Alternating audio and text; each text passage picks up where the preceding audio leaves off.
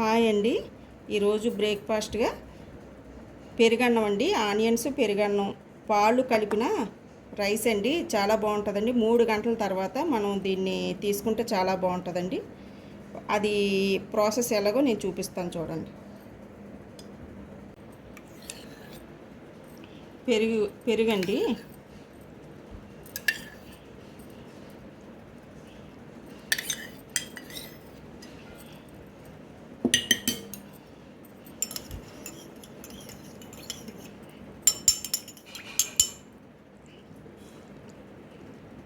పాలండి. పెరుగు, పాలు వేసుకున్నానండి. దీంట్లో సాల్ట్ కొద్దిగా వేసుకొని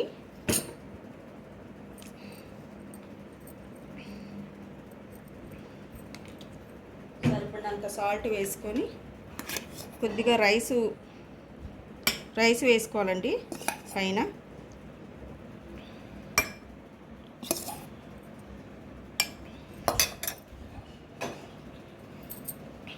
రైస్ వేసాక 3 గంటల తర్వాత అండి ఈ పెరుగన్నం తీసుకుంటే చాలా బాగుంటుందండి. టేస్టీగా కూడా ఉంటుంది.